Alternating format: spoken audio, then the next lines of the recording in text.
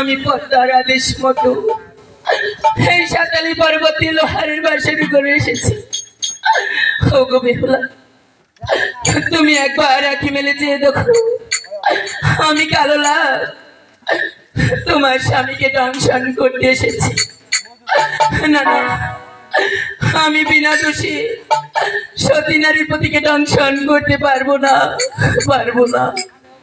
ওগো বেহুলা, এই তো আমার হাতের একটি লাঠি, এই লাঠি দিয়ে তুমি আমার গায়ে জোরে আঘাত করো, আমি তোমার আঘাতে মরে যাব, তবু বলতে পারবো সতী নারীর পতিকে দংশন করিনি, দংশন করিনি। জাগো বেহুলা, জাগো। তুমি জাগো।